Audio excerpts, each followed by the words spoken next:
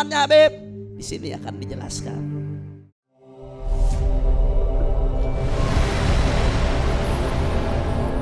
Rasil TV, untuk Islam yang satu.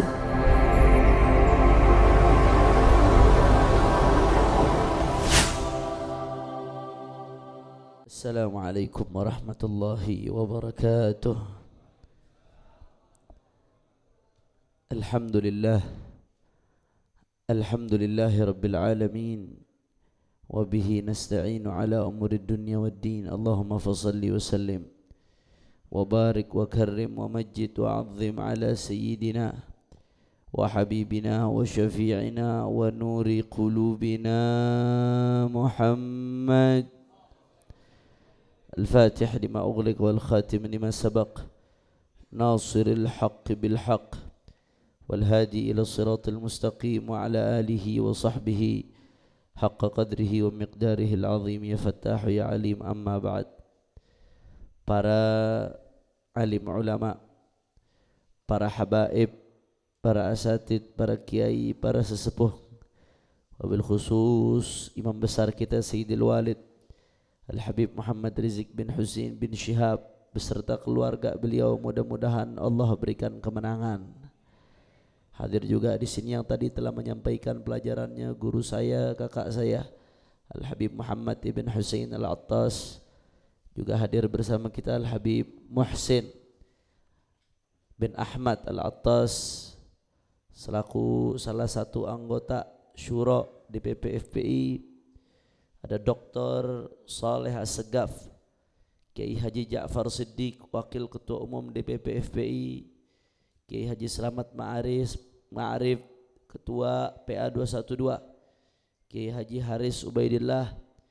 Begitu pula banyak di sini yang hadir bersama kita. Ada Lora Kiai Saifuddin Surur dari Madura, ada Al-Habib Abdullah Al-Haddad dari Pasuruan juga hadir semuanya. Tidak dapat kami sebutkan satu persatu. Begitu pula sahabat saya Al-Habib Muhammad Diya bin Zainal Abidin bin Syihab LC, yang insyaAllah beliau nanti akan menerjemahkan tausiah dari Profesor Dr. Alwi bin Syihab. Semua para habaib, para alim ulama, para tuan guru, tidak dapat kami sebutkan namanya satu persatu tanpa mengurangi rasa hormat kami kepada beliau semua. Kita doakan mudah-mudahan habaib kita, ulama kita, Allah panjangkan umurnya, Allah sehatkan badannya, Allah lapangkan rezekinya, Allah menangkan perjuangannya. Amin ya rabbal. Tidak lupa pula salam penghormatan kami sampaikan kepada segenap hadirin jamaah majlis bulanan Ahad pertama Markas Syariah, yang mudah-mudahan selalu diberikan keistiqamahan oleh Allah Subhanahu wa taala. Amin ya rabbal alamin. Ahba'il kiram, kita lanjutkan pembahasan kitab Mafahim Yajib an Tusahhah yang ditulis oleh guru besar kita Syekhu Masyaikhina Profesor Dr. Abuya Sayyid Muhammad ibn Alawi ibn Abbas Al-Maliki Al-Hasani rahimahullah ta'ala rahmatal abrar, bisanadil muttasil ila Abuya Sayyid Muhammad Al-Maliki rahimahullah ta'ala wa nafa'ana bihi fid darain amin. Al-majazul aqli wa isti'maluh, wa la shakka anna al-majaz al-aqliya musta'malun fil kitab wa sunnah. فمن ذلك قوله تعالى وإذا تليت عليهم آياته زادتهم إيمانا. فإسناد الزيادة إلى الآيات مجاز عقلي لأنها سبب في الزيادة، والذي يزيد حقيقة هو الله تعالى وحده. وقوله تعالى يوما يجعل الولدان شيبا، فإسناد الجعل إلى اليوم مجاز عقلي لأن اليوم محل جعلهم شيبا، فالجعل المذكور واقع في اليوم والجاعل حقيقة هو الله تعالى. وقوله تعالى ولا يغوث ويعوق ونسر وقد أضلوا كثيرا، فإن إسناد الإضلال إلى الأصنام مجاز عقلي لأنها سبب في حصول الإضلال، والهادي والمضل هو الله تعالى وحده. وقوله تعالى حكاية عن فرعون يا هامان ابني لي صرحا، إسناد البناء إلى هامان مجاز عقلي لأنه سبب فهو آمر يأمر ولا يبني بنفسه والباني إنما هم الفاعلة من العمال. وأما الأحاديث ففيها شيء كثير يعرفه من وقف عليها وكان ممن يعرف الفرق بين الإسناد الحقيقي والمجازي فلا حاجة إلى إطالة بنقلها. وقال العلماء إن صدور ذلك الإسناد من موحد كاف في جعله إسنادا مجازيا، لأن الاعتقاد الصحيح هو اعتقاد أن الخالق للعباد وأفعالهم هو الله تعالى وحده، فهو الخالق للعباد وأفعالهم لا تأثير لأحد سواه لا لحي ولا لميت، فهذا الاعتقاد هو التوحيد المحض بخلاف ما لو اعتقد غير هذا فإنه يقع في الإشراك. Ini masih melanjutkan, masih ada kaitannya dengan pembahasan sebelum-sebelumnya, bagaimana Abuya Sayyid Muhammad ibn Alawi al-Maliki mengajarkan kepada kita bahwasanya salah satu prinsip dari Ahlus Sunnah wal Jamaah adalah at-tahdzir minal mujazafah bit-takfir. Tidak mudah mengkafirkan orang lain. Itu ciri Ahlus Sunnah wal Jamaah.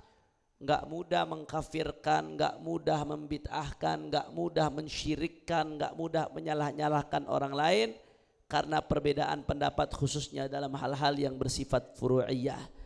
Nah, ibadallah, di sini Abuya Sayyid Muhammad pengen mengajarkan kepada kita bahwasanya salah satu penyebab orang gampang mengkafirkan orang lain dan menyalahkan orang lain adalah al-jahal, karena kebodohannya.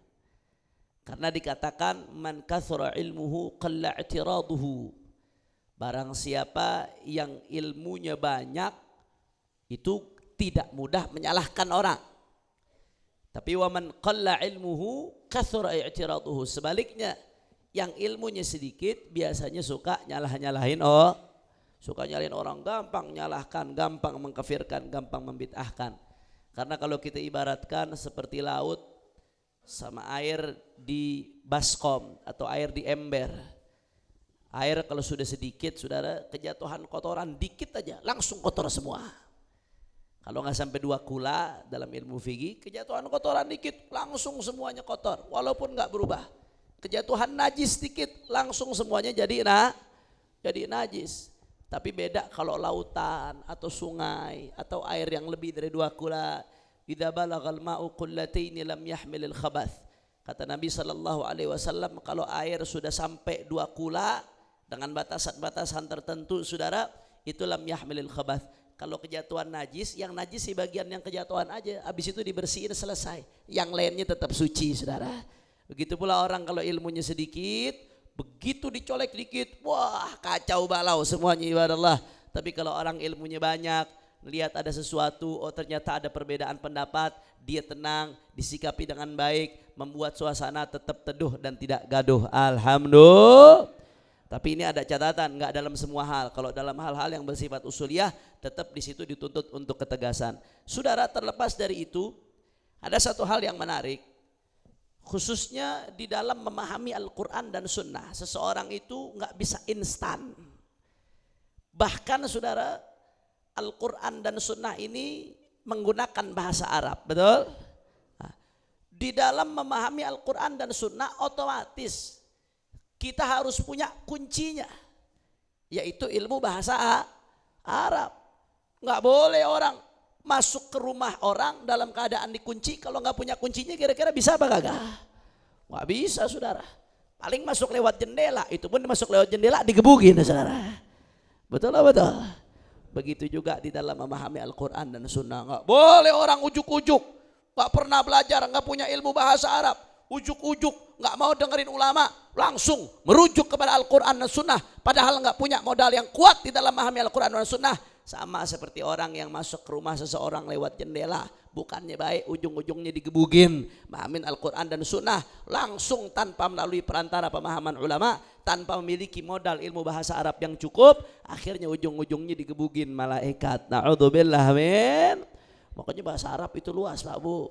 Sampai-sampai ulama itu mengatakan, al-imam di dalam kitab Al-Kawakib Ad-Durriyah, orang kalau memahami bahasa Arab aja itu minimal di mesti paham 10 bidang ilmu. Ini bahasa Arab doang nih, belum yang lain, 10 bidang ilmu.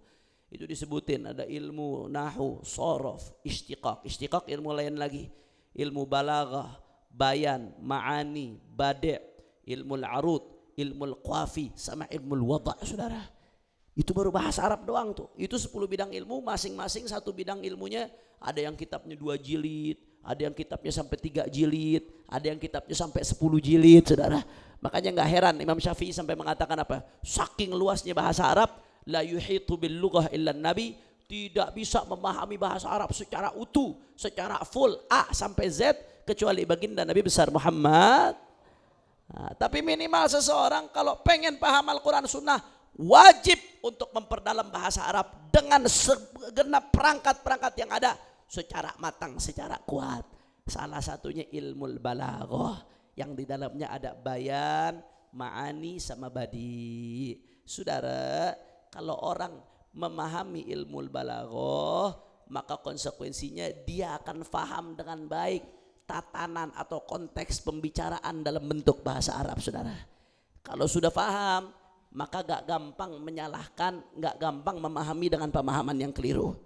Saya kasih contoh yang sederhana, khususnya di omongan-omongan para kaum sufi, omongan-omongan ulama tasawuf banyak ini yang kalau kita lihat sekilas tanpa pemahaman bahasa Arab yang mendalam, akhirnya gampang dikafir-kafirkan, gampang disyirik-syirikan, dibid'ah-bid'ahkan, saudara. Betul? Salah satu contohnya saya kasih. Kemarin baru haul Habib Umar bin Abdurrahman Al-Attas, Habib Ali bin Hasan Al-Attas, kakeknya Habib Muhammad yang ada dari Mashhad, seorang ulama besar. Dalam salah satu qasidahnya mengatakan, Al bin Hasan gal yal makrub gul ya Umar bin Abdurrahman Al-Attas bahrud durar. Apa dikatakan Habib Ali bin Hasan? Kata Ali bin Hasan, kata beliau, wahai makrub, wahai orang-orang yang sedih, yang sedang ditimpa musibah, yang sedang ditimpa bencana, yang sedang ditimpa kesulitan. Gul ya Umar bin Abdurrahman, katakan, wahai Umar bin Abdurrahman, wahai Umar bin Abdurrahman, wahai Umar bin Abdurrahman, tolong kami. Wah, ini orang kalau nggak punya ilmu dengerin kafir ini, saudara. Ini minta sama Umar bin Abdurrahman ini, bukan minta sama Allah ini, minta sama makhluk. Kamu kalau minta sama makhluk namanya kamu kafir, kamu syirik, kamu keluar dari Islam, kamu bid'ah, kamu masuk neraka. Wah, yang punya sorga dia doang, saudara, yang lainnya ngontrak. Masya Allah, ini perlu dipahami dengan baik. Kalau orang paham bahasa Arab, pemahamannya nggak begitu, saudara. Bagaimana pemahamannya, Habib? Di sini akan dijelaskan.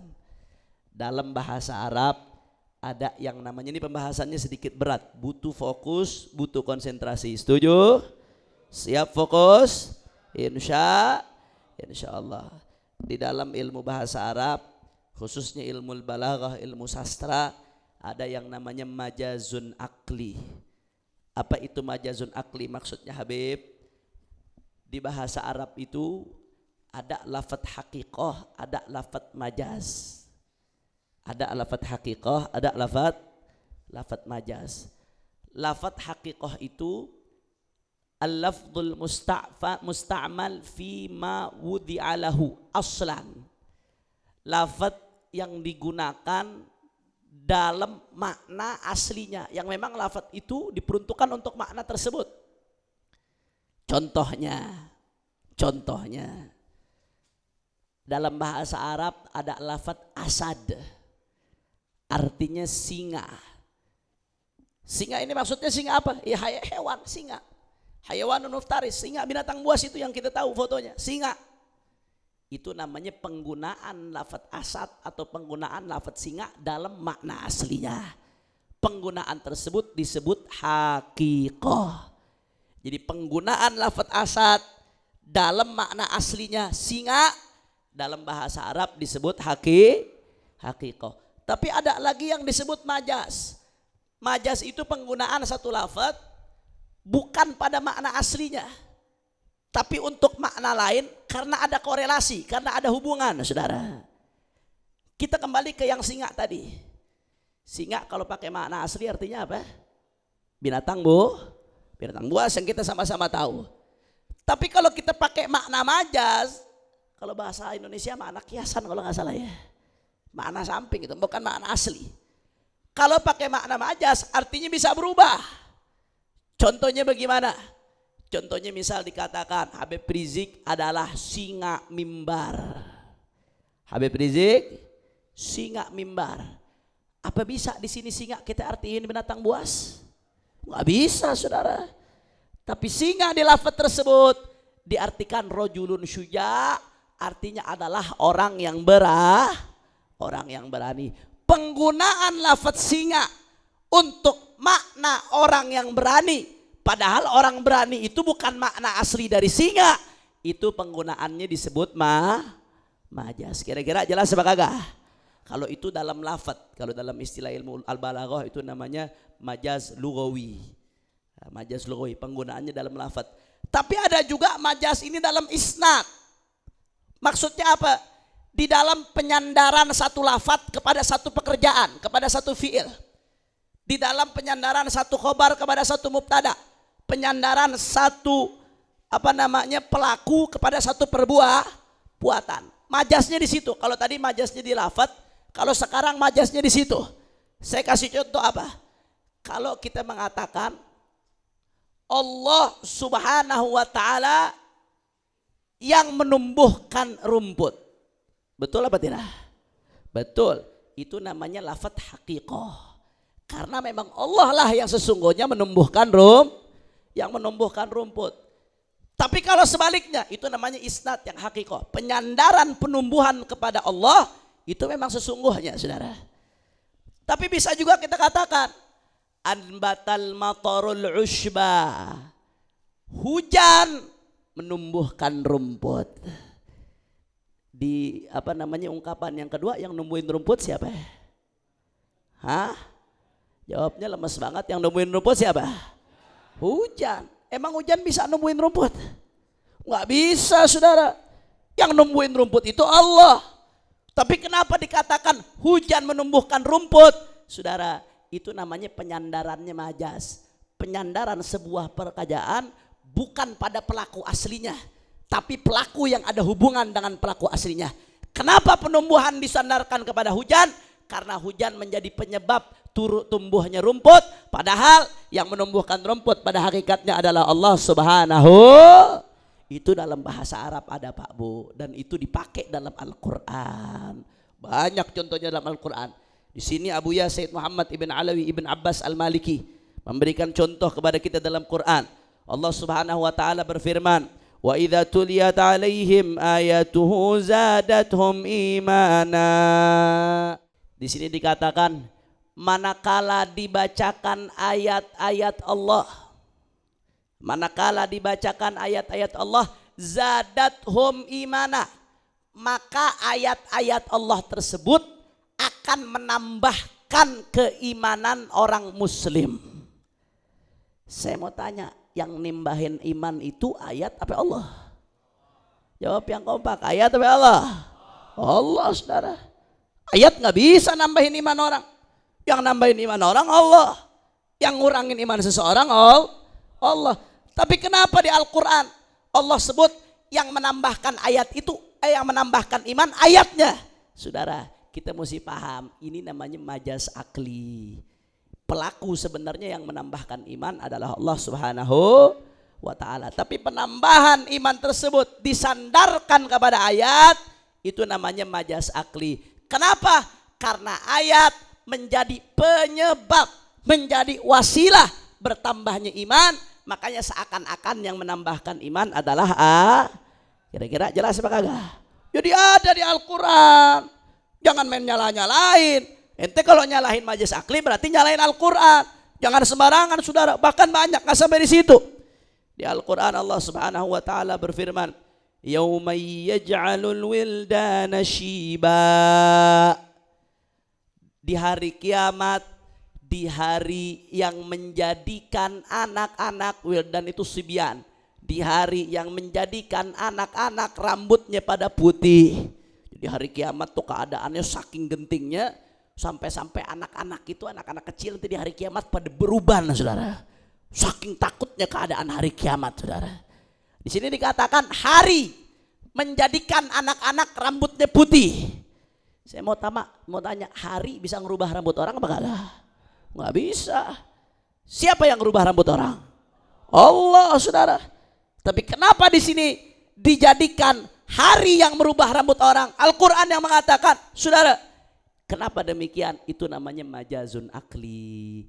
Yang merubah rambut pada hakikatnya Allah, tapi dinisbatkan di sini kepada hari. Kenapa? Karena hari menjadi waktu berubahnya rambut tersebut. Kira-kira jelas apa kagak?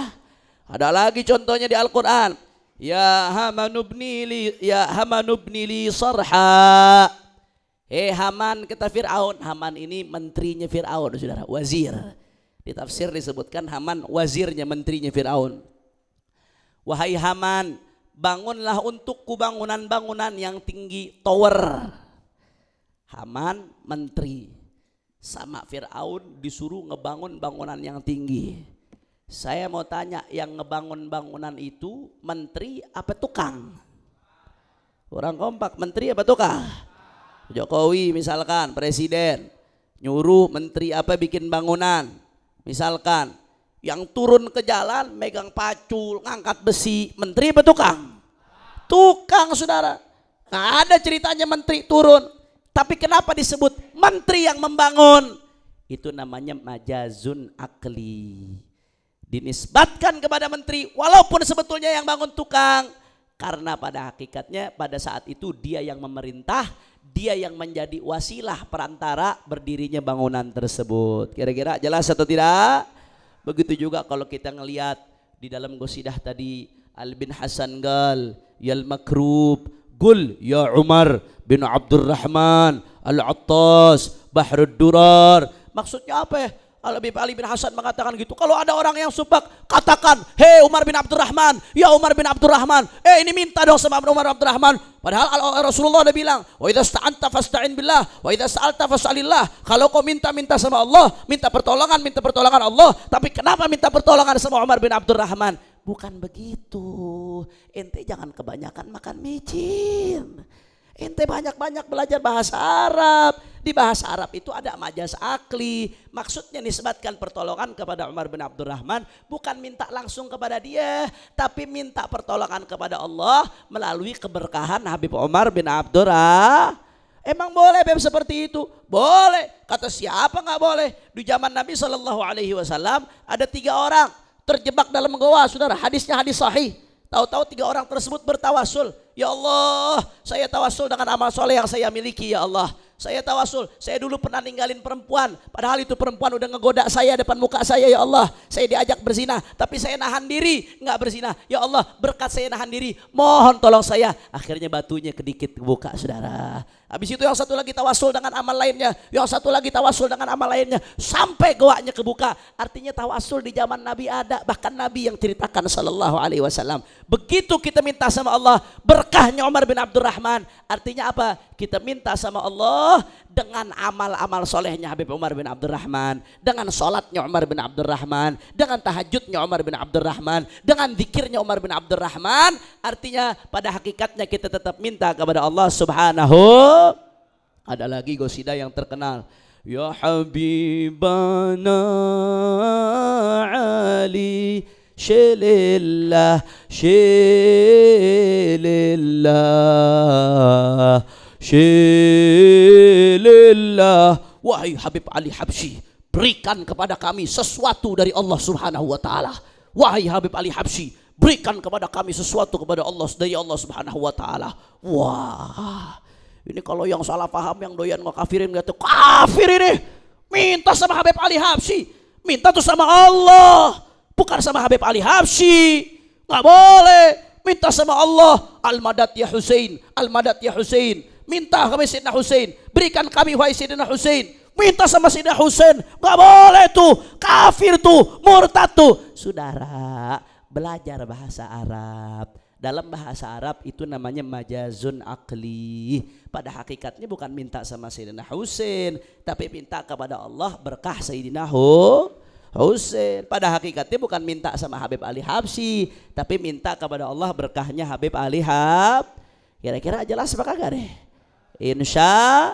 Makanya di sini dikatakan Kata Abu Yazid Muhammad Al-Maliki dalam kitabnya Mafahim Yajib an Tussahhah, wa qala al-ulama inna sudura dhalikal isnad min muwahhidin kafin fi ja'lihi isnadan majaziyan li'anna al-i'tiqad as-sahih huwa i'tiqad anna al-khaliqa lil-'ibad wa af'alihim huwa Allah wahdah fa huwa al-khaliqu lil-'ibad wa af'alihim la ta'thira li ahadin siwah la li hayyin wa la li mayyit fa hadha al-i'tiqad huwa at-tauhid al-mahd bi khilafi ma law i'taqada ghayra dhalik fa innahu yaqa'u fil isyraq.